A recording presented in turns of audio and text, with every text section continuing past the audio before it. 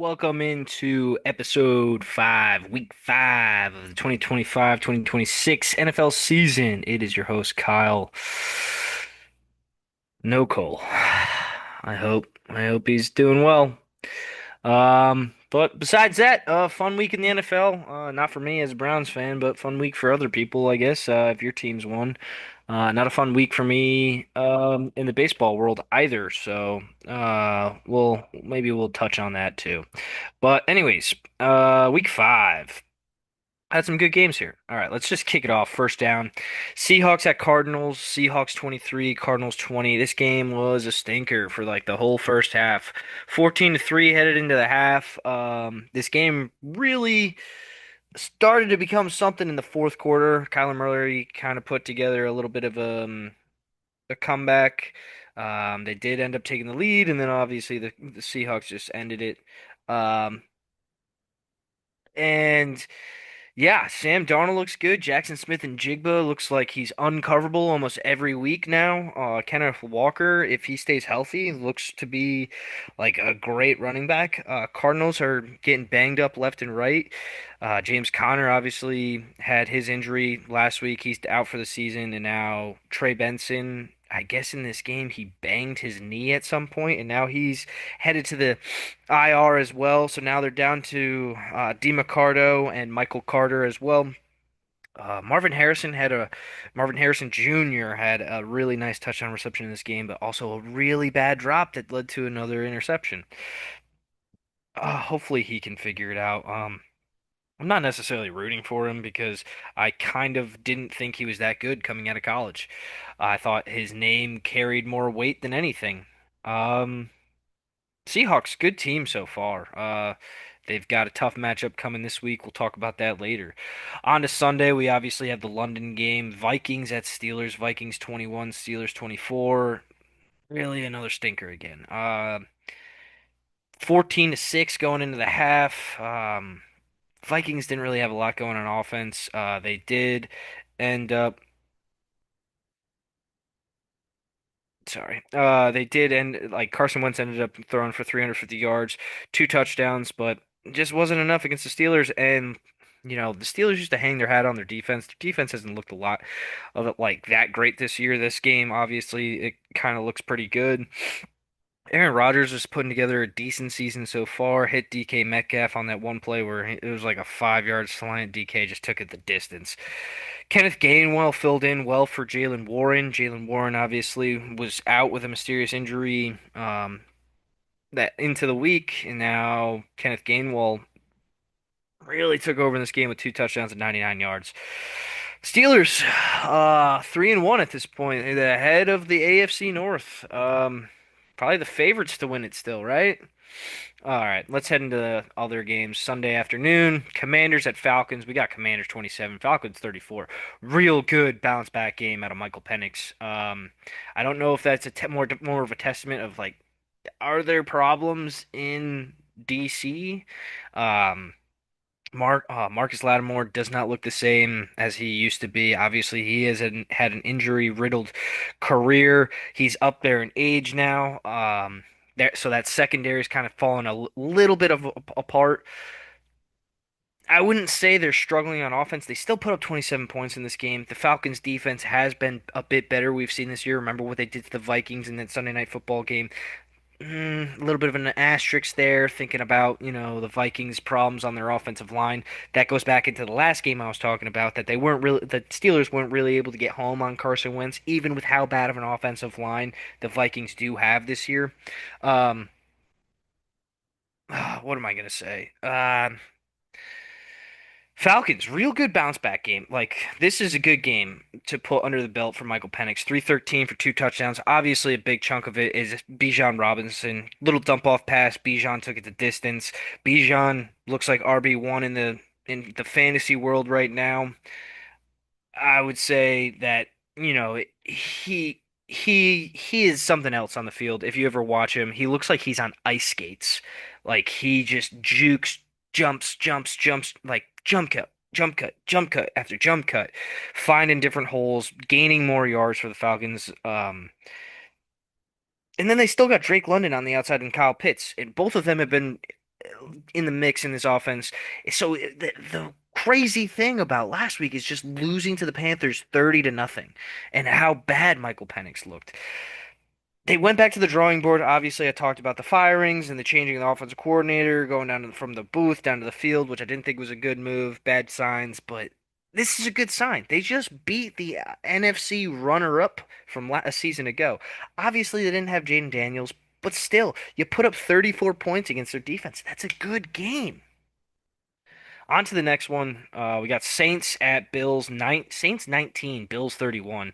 This game was a lot closer for a while. Going into the half, it was 10 to 14. Bills then kind of started stepping on their throat. It was 21 to 16, and then Josh Allen just kind of took over with James Cook. They got cooking, and they could do whatever they wanted on offense, and the Saints really couldn't stop them, and the Bills' defense started standing on their head, which is a good sign for the Bills that, they defense is starting to look a little bit better. Saints, I think the stat now is that Spencer Rattler is 0-10 as a starter in the NFL. Um, rough, rough stat. And it stinks too because he has looked capable at times. It's just like Saints roster's just not there anymore. It's just not what it was. All right, next game. Browns at Lions. Ugh. Browns 10, Lions 34. Golf throws for two touchdown passes to St. Brown. Joe Flacco looks terrible, even though he outgained the Lions offense again with Jared Goff. Two interceptions from Joe Flacco, two ugly ones too. Just ugly, ugly, ugly. And this was a game for a while. It was 7-7 after the first quarter. It's 20-7 going into the half. Browns got three on the board, made it 20-10, and then the Browns were driving again, and then they missed a field goal. And then the wheels came off. 14 points right there. Bang, bang. Jahmyr Gibbs was able to find a lot of creases in the Browns defense that kind of not like how we've seen in the first 3 weeks of the season. The Browns were really good at shutting down the run. Jahmyr Gibbs definitely found some holes. I think it was more the offensive play calling for the Lions, like the motions and the distractions that Johnny Morton was drawing up, which is kind of like a stigma from Ben Johnson's offense. I think that caught the Browns a little bit off guard. Um, I don't know, man. It's a sad, sad season. Sad, sad season. Lions look back on top, and they look like they're a powerhouse in the NFC again. Next game, we got Panthers at Patriots. This game was 42-6 at one point. The Panthers scored 6 points in the first quarter, and then the Patriots scored 42 unanswered. Obviously, they put up a garbage time touchdown in the fourth quarter. The Panthers did, but it was a fucking beatdown. Patriots look good. Don't know what else to say. Drake May looks good. Hunter Henry looks good. That looks like a good connection for like years to come. Um, I don't know what's going on in Carolina, man. After such a good week against the Falcons, and then they do that shit. That's fucking wild to me. Next game, we got a pretty big upset. Chargers at Giants. We have Jackson Dart's first start of his career. He leads the Giants to a victory, 21-18. Um, they were able to get after Herbert. They got after Herbert real good in this game. That front four, Dexter Lawrence, Brian Burns, Kayvon Thibodeau, and Abdul Carter. Oh, they came alive. He was running for his life in this one. The connection with Lad McConkey has not really been there yet this year, but he's established himself with Quentin Johnston and rekindled something with Keenan Allen. So that's still good for the Chargers offense. I don't foresee them having problems on offense. Omarion Hampton in this one was able to just kind of run his way around. I don't know how they just didn't run the ball down the Giants' throat because he ran for 12 carries, 128 yards. How do you see that as an offense coordinator and be like, my running back's averaging 10.8 yards a carry? I'm gonna throw the ball. I'm like, what the fuck are you doing, man? Giants. It's a feel good story. Like you bring in the prince that was promised, and you stand on your head on defense. He puts up some points for your offense, and you guys win a game at home. There's some buzz and some juice going into the Giants here on out. Uh, Downside is Malik Neighbors done for the year with an ACL injury. Change the fucking turf at MetLife Stadium. They've been saying it for years, and I don't know how many knees and Achilles that turf has claimed, but it has been a lot over the years. And Malik Neighbors is just another one to add to the list.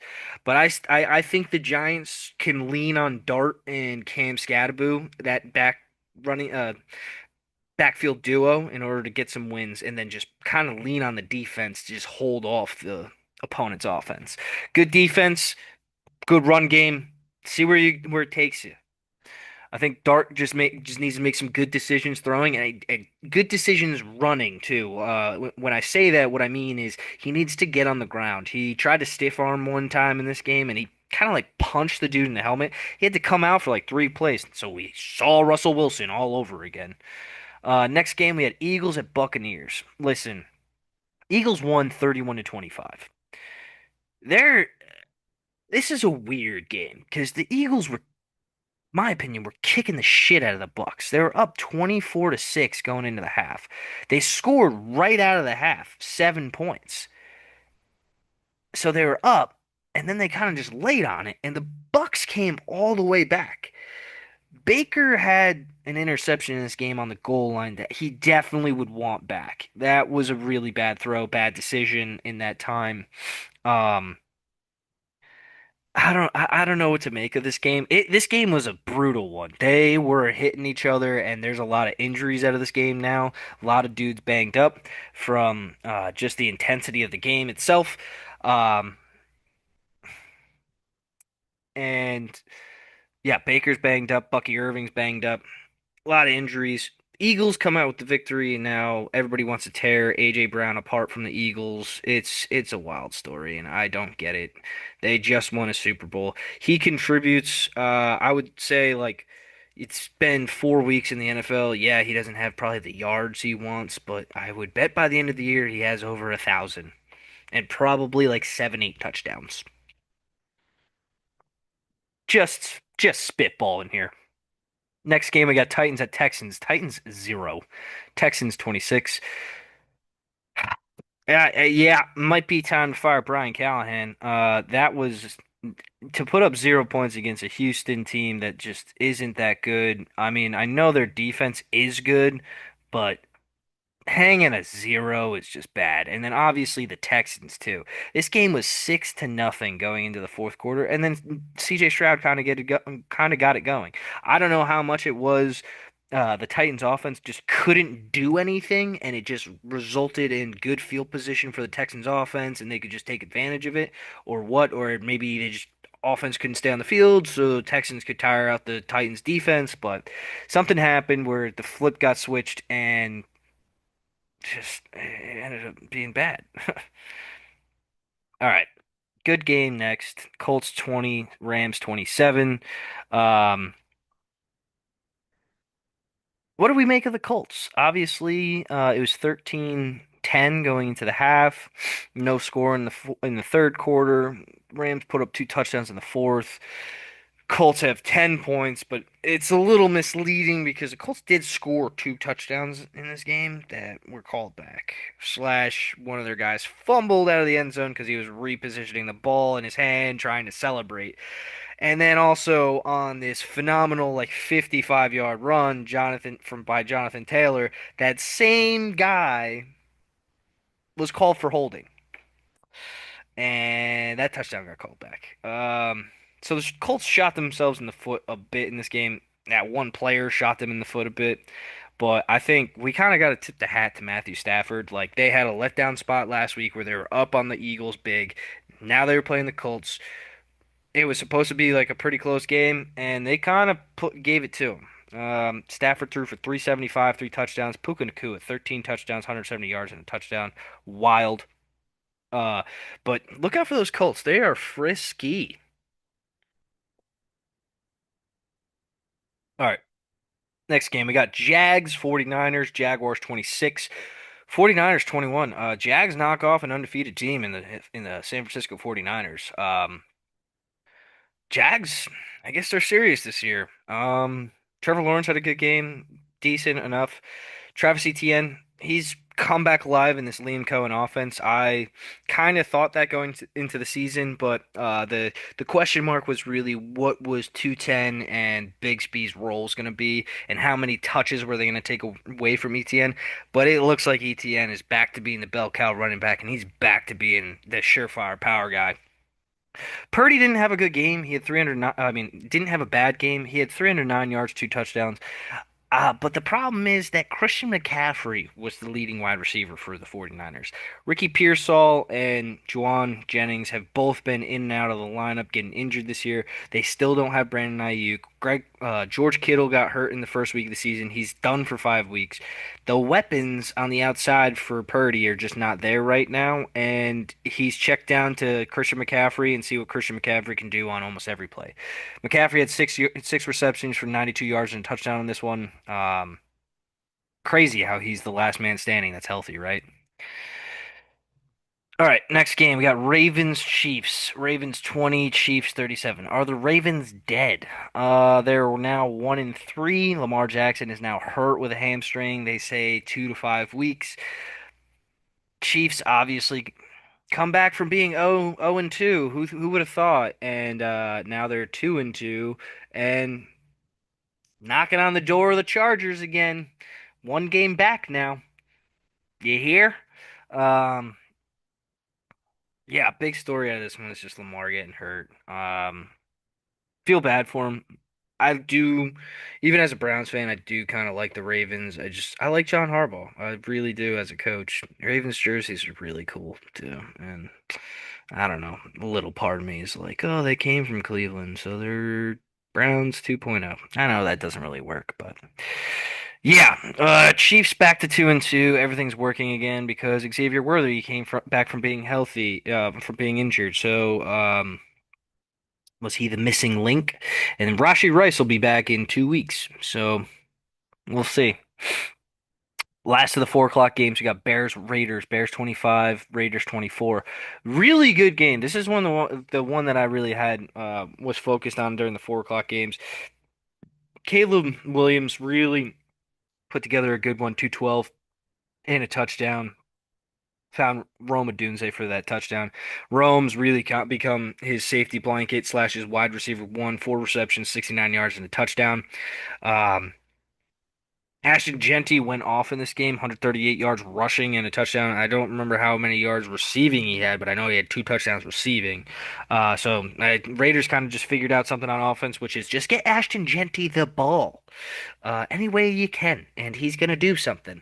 Um, yeah, Caleb Williams, the drive that he had in order to put the Bears up 25-24 was very impressive. Very good. I did say, oh, they left too much time on the clock, and I was right. They did leave too much time on the clock, but fortunately enough for them, they blocked the game-winning field goal. Very impressive. And they won the game 25-24. Good for the Bears. Get back to 2-2.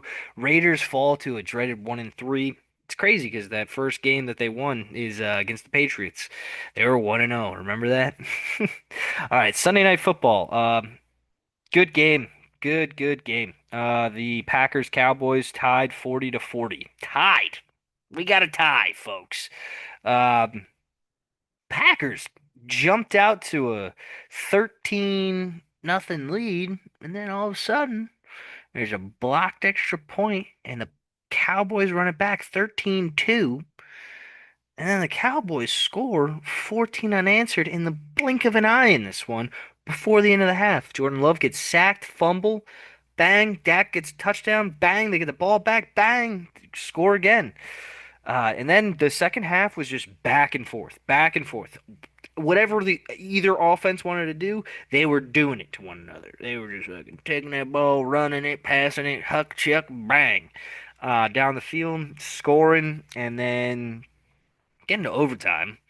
Cowboys have a really good drive down the field. It kind of was stemmed off of a Dak Prescott hope and a prayer dream shot down the sideline.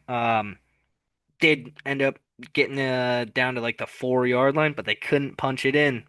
And honestly, I think if you ask back to Brian Schottenheimer, I would say he might have gone for it on fourth down, fourth and goal, if he knew that what the Packers were going to do, what they did. Because so the Cowboys get to fourth and goal, kick a field goal, kick the ball back to the Packers. Packers drive are starting the drive down the field. Third and like 13, they don't get it. There's a pass to Dontavian Wicks down the outside, and there's no flag called. It kind of looked like pass interference. Um, then they go for it on fourth down, and they get it. So if you go ask back to Brian Schottenheimer, maybe he goes for it on that fourth down because if he gets the Packers in that fourth and long, they're gonna punt it, and then he's got another opportunity to just win it on the field goal. Um, so interesting there. And then at the end of the game, the Packers convert that fourth down. They get down to the field and they get down inside the 20, and Jordan Love's just bleeding the clock for some reason. And almost, almost was a horrendous mistake. Clock still running, plays going on, throws it out of the back of the end zone with 1 second left. Ugh, terrible. But ends in a tie. George Pickens went off in this one, 134 yards, two touchdowns. Dak is like going nuclear this year. He just has to. He's like, I gotta win this thing because we ain't got no defense. Packers, they got to figure out their own defense. They got some problems. They're on bye this week though. All right, Jets at Dolphins. Monday Night Football. Jets 21, Dolphins 27. I don't really want to talk about this game. Tyreek Hill got hurt in this game. He's done for the year. A lot of injuries. The Jets like fumbled like three times. Um, Good quote from Breece Hall at the end of the game. I liked it. Teams shoot themselves in the foot, and then we just shoot ourselves in the head. One of the punt returner for the Jets fair caught a punt at the 2 yard line. Just a terrible mistake. Justin Fields did what he could. I like his stat line's not bad, but Justin Fields was bad in this game. Um, he's just got to throw the ball at Garrett Wilson, I guess. Next game of Monday night, another terrible one. Bengals 3, Broncos 28. I fucking am just hate watching the Bengals this year because some Bengals fans talk some shit to me. So I'm just hate watching the fuck out of the Bengals and watching that team just suck on Monday night made my night. I just loved it. They have nothing. They do not have a single thing if they do not have Joe Burrow playing, and it's hilarious. Like their entire thing is they just need Joe Burrow on the field, and then they're maybe a competent team. But they don't have that right now. And their defense sucks. Their offensive line sucks. You could have all the weapons you want on the outside, Jamar Chase and T. Higgins, but if there ain't no line to fucking block for Jake Browning, he ain't getting the ball to you. Because guess what? He ain't fucking Joe Burrow. Ugh. Broncos, I still don't think they look good. They put up 28 points in this game on a bad Cincinnati Bengals team.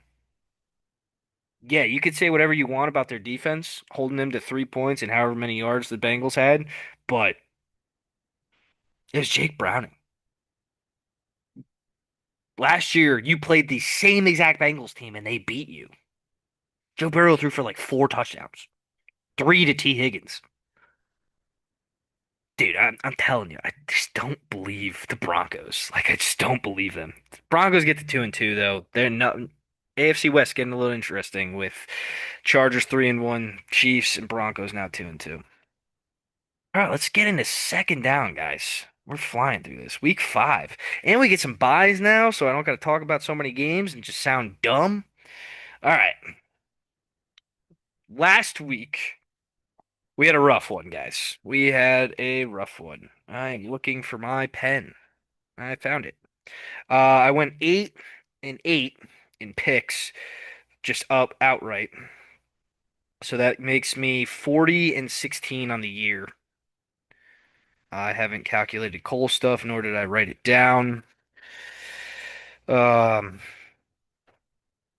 let me just do some homework here, guys. I just need to write some stuff down. Yeah, so last week I went 8-8, brings me to 40-16 on the year, in just straight up picks. Hopefully we'll do a little bit better this week. But I don't know. 40 and 16 is not bad, but it's not great. Um, Sorry, I got a lot going on my desk right now. I got a lot going on.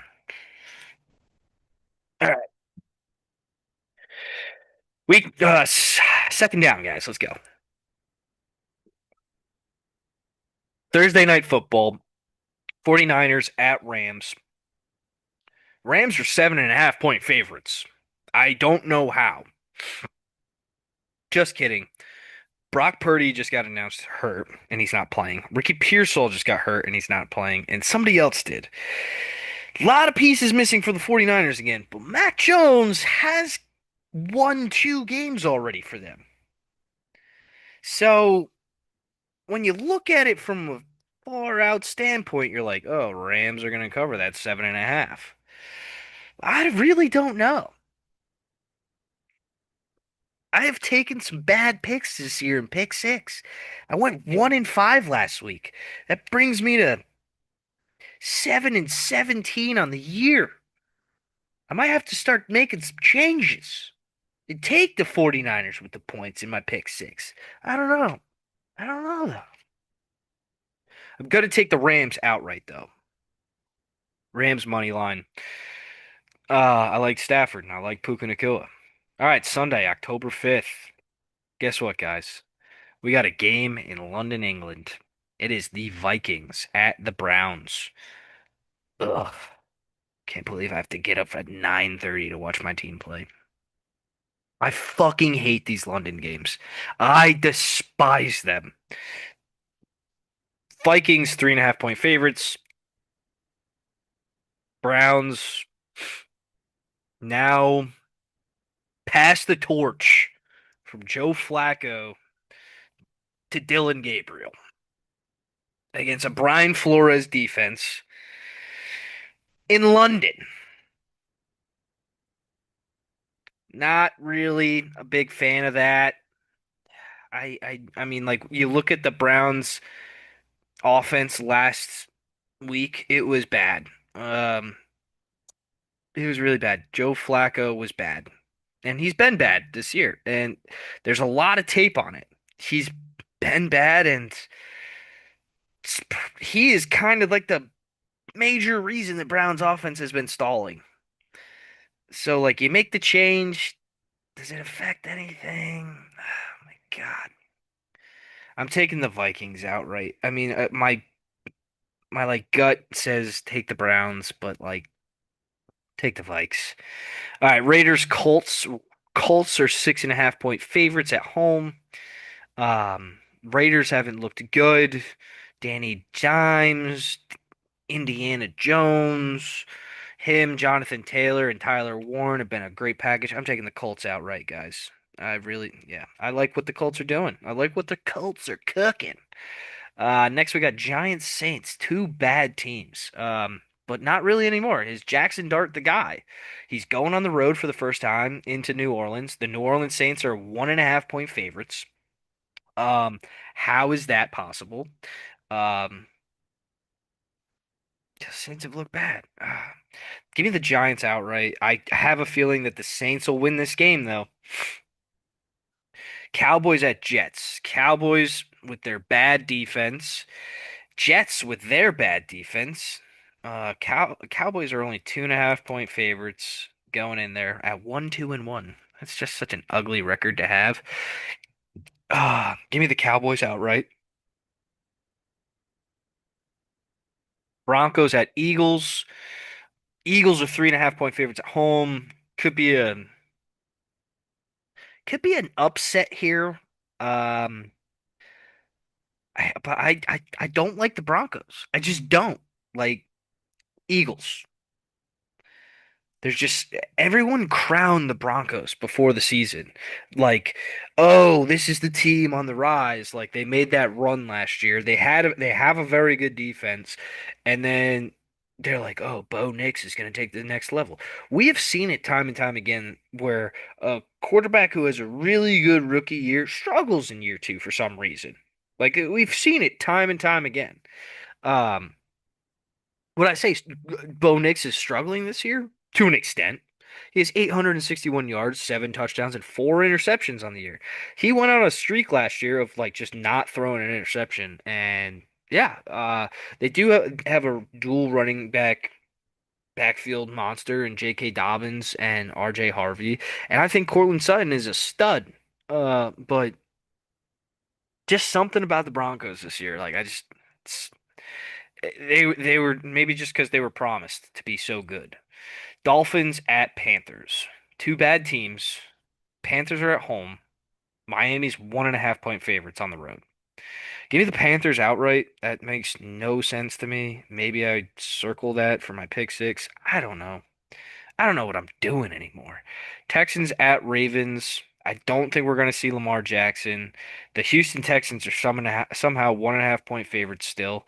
I think it's more so that the Ravens defense is so bad, and it seems like they have no answers to possibly anything. Um, and then Lamar's out now, but I think that they can really run down the throat of any defense with Derrick Henry. Texans defense is good though. I guess I guess I'll take the Texans because I'm stupid. Next, we have Titans at Cardinals. Oh my God. Cardinals are 7.5 point favorites. Ugh, I'm taking the Cardinals. I don't care about either of these teams. I don't think either of them are going to make any playoff noise. The Cardinals have upside and could probably do it, but I just don't think that it's going to happen. Buccaneers at Seahawks. This one intrigues me. Seahawks are 3.5 point favorites at home, rightfully so. Um, Bucks traveling pretty far distance from Tampa to Seattle. A little banged up. Baker a little banged up. Bucky Irving a little banged up. Not sure if Chris Godwin will play. Tristan Wirfs also. Something tells me the Seahawks because like the Seahawks defense has been very good this year. They can run the football. Sam Darnold is good. Like he's not making bad decisions. He's just staying within the offense and what the offense is asking him to do. Jackson Smith and Jigba is just a bona fide number one wide receiver, and the Bucks are just a little banged up. I just don't like how the Bucks are a little banged up going in this game. Seahawks, give it to me. Lions at Bengals. Lions are 10.5 point favorites going into Cincinnati. Just give me the fucking Lions. Fucking pour it on them. Give me a 50 burger, Dan Campbell. I want to see Bengals fans crying at the end of this game. I fucking hate the Bengals. Like, if you're a fan base and you're going to talk shit to me as a Browns fan, like, you better be the Ravens. You could even be the Steelers, but I do have comebacks for the Steelers because they haven't really been great either.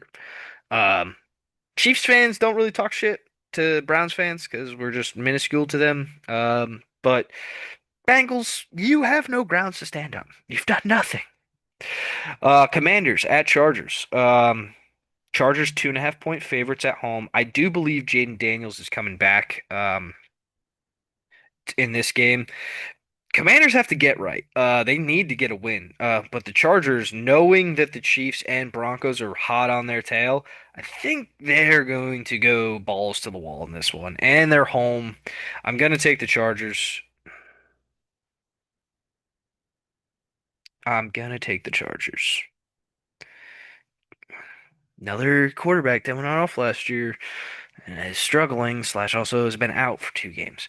Sunday Night Football, we got Patriots at Bills. Bills 7.5 point favorites in Buffalo. A lot of Patriot fans think that they might shock the world here. Drake May's having a really good year. I do think that. I do think that the Patriots could probably give the Bills a little bit of trouble. I just don't think that they're there yet to win on the road, hostile environment at night against I'd just say a better quarterback right now, Josh Allen. Like I think Josh Allen will do whatever it takes to win in this game, and uh, that will be huge for them. Uh, I'm thinking like running and passing. That's kind of like what was going on in my brain. I hope we get a good one. I hope we get a good game. Like last Sunday was a lot of fun to watch going down to the wire. And it would be, actually, you know what? No, I'm not. I'm gonna take it away from you, Patriot fans. I'm not gonna say it'd be good to see the Patriots good again. No, I'm not gonna say that because you had Tom Brady for like 20 years, and that was cool. Awesome that I got to watch the greatest quarterback of all time, but like you guys were a bunch of assholes for years, and to see you get another quarterback so quickly when my team has been in turmoil for 30 years and can't find a single quarterback. Yeah, no, I'm not going to give you your flowers yet. Um, Monday Night Football, we got Chiefs at Jaguars. Chiefs are 3.5 point favorites going into Jacksonville. That's a tough one. Trayvon Walker, though, for the Jacksonville Jaguars, defensive end, he's been very good this year. I do like him a lot.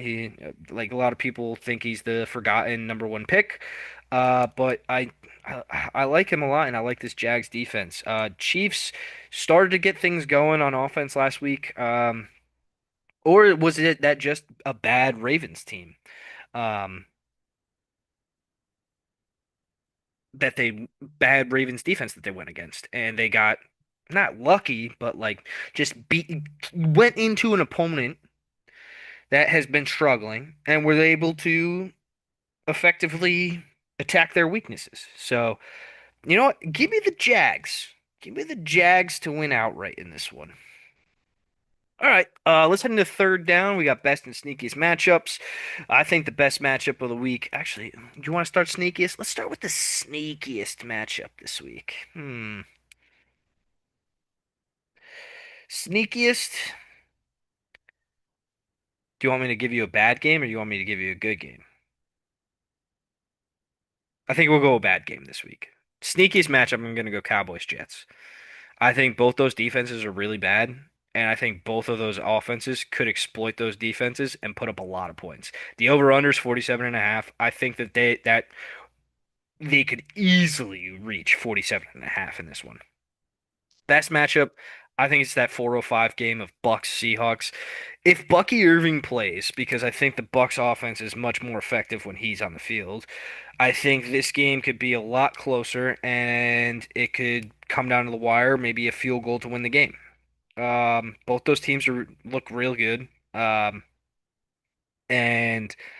I think the Seahawks are a little sneaky. I think people are kind of sleeping on Sam Darnold, and this could be a little bit of not like a Sam Darnold coming out party, but like maybe some people start putting respect on his name type deal.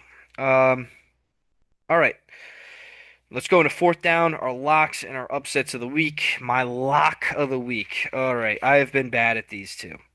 My lock of the week last week was the Buffalo Bills. I got that right. I am now 3-1 on locks, and my upset of the week was the Panthers. What a terrible pick. I am now 1-3 on upsets of the week.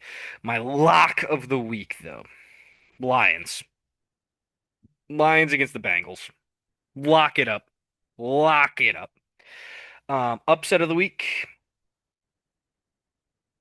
I got one right there. Nope, I'm not going back to the Panthers well. I'm not going back to the Panthers well. That one's intriguing too. That one's intriguing. I'm gonna go Jags. Jags upset the Chiefs on Monday Night Football. Um, all right.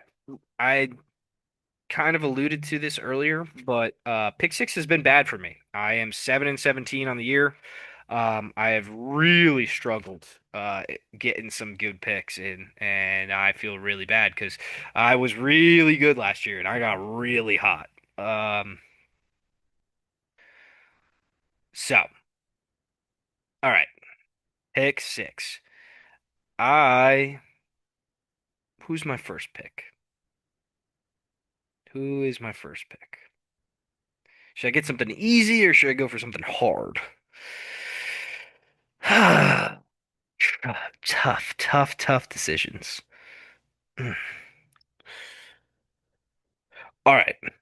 Thursday night football, we have 49ers Rams. I said the spread is 7.5. A lot of injuries for the 49ers. So it makes you think that the Rams are easily going to cover 7.5.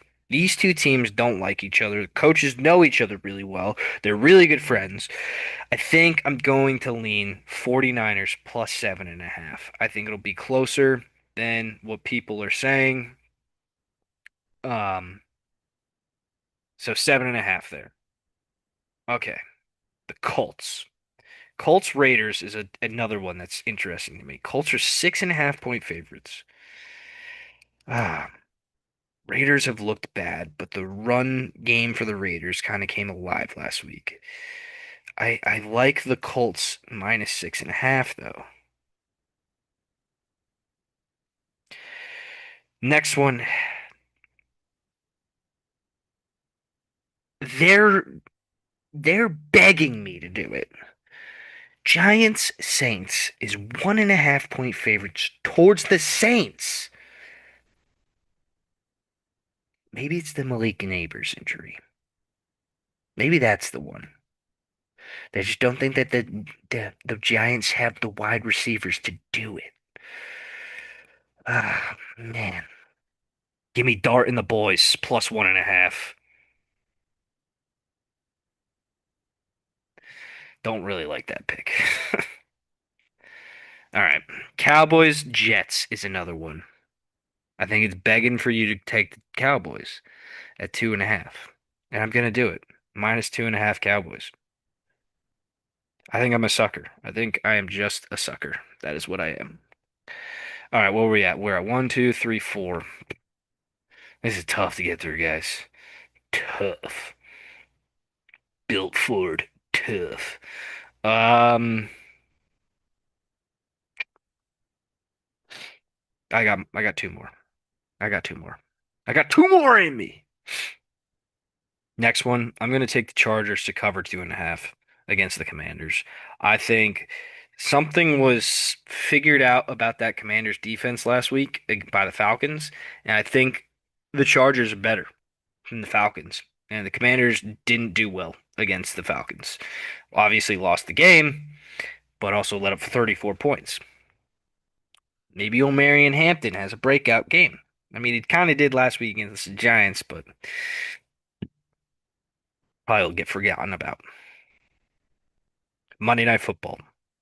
I already picked the Jags to win this game. I think if they're gonna win, they're obviously gonna cover 3.5. Jags plus 3.5.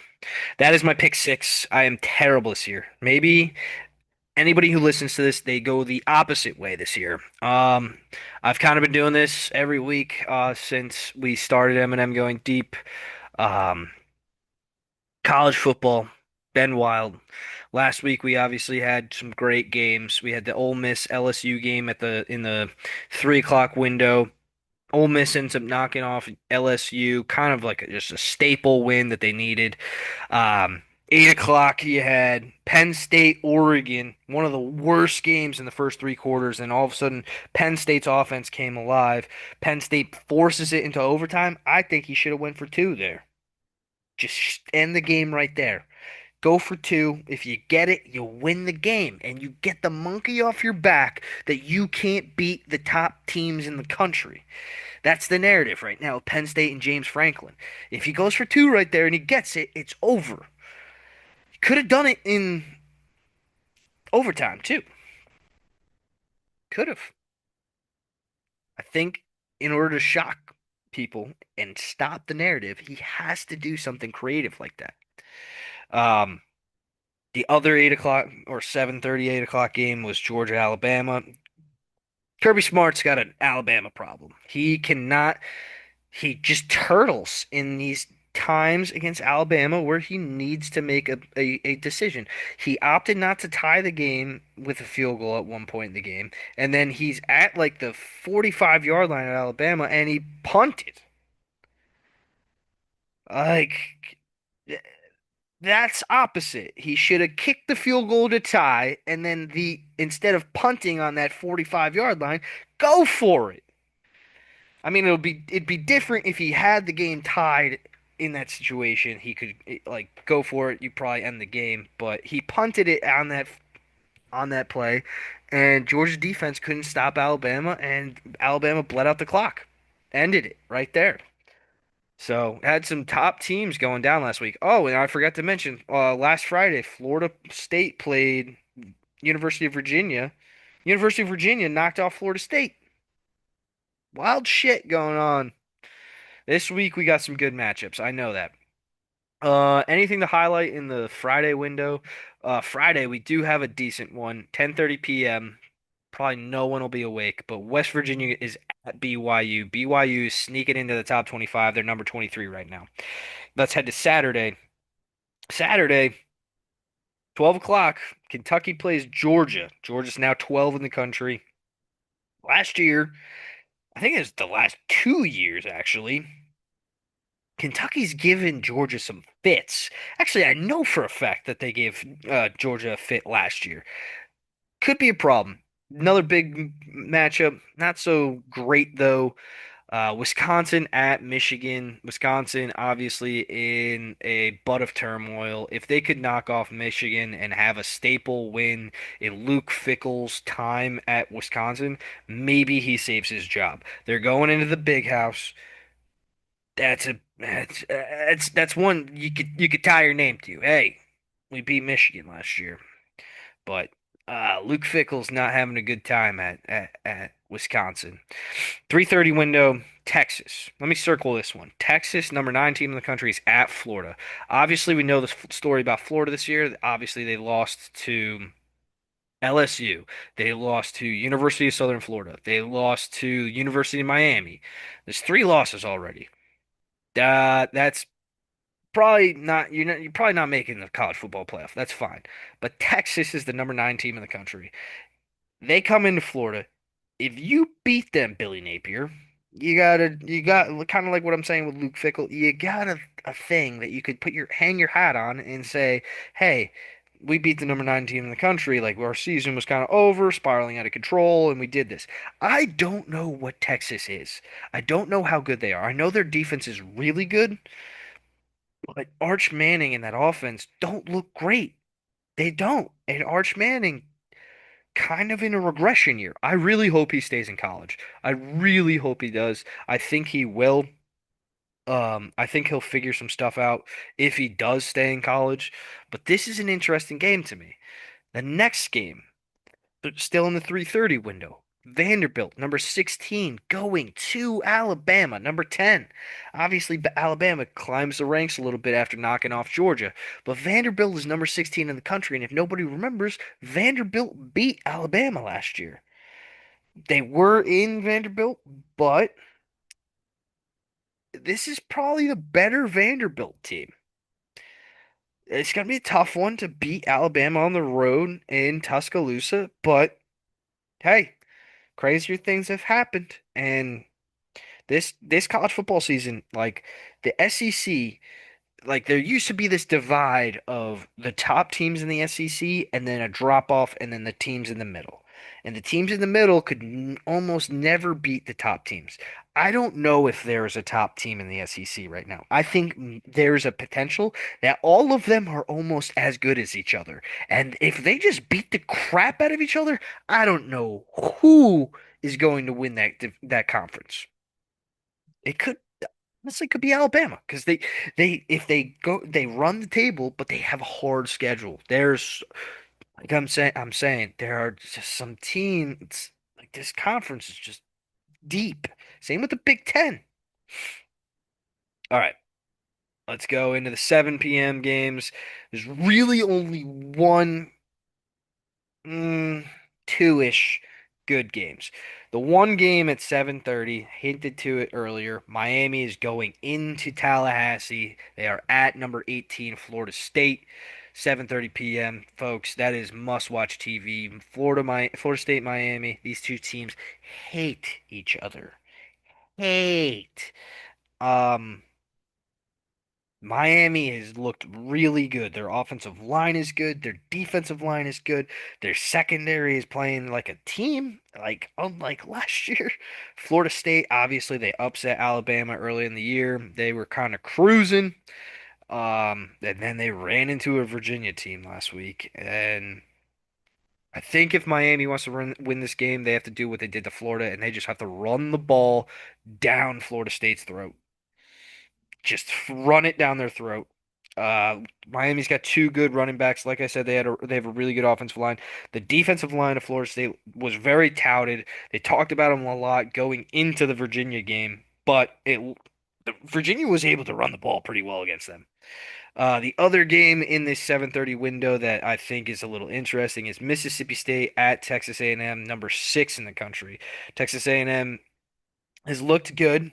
I wouldn't say number 6 worthy, but that's what we're at. Like another SEC team. Like what are they? Mississippi State 3-1. They went into Tennessee last week and they gave it not. They took it to the Volunteers. They were right there at the end. They lost it in overtime. They could have won that game. I really was rooting for them.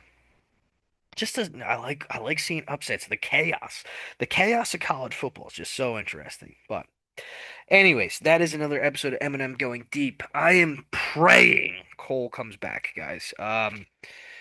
Doing this show alone, one is boring, two, I sound like a psychopath talking to myself, and three, I've been really bad at picks this year, and maybe he could help me out with some tips. I didn't calculate Cole's records yet, but I'll give you an update next time. If your team is that bad, like this is a good weekend for me to go apple picking. I'm gonna keep highlighting this. It is now October. It's spooky season. Find yourself a little boo, and have a good October.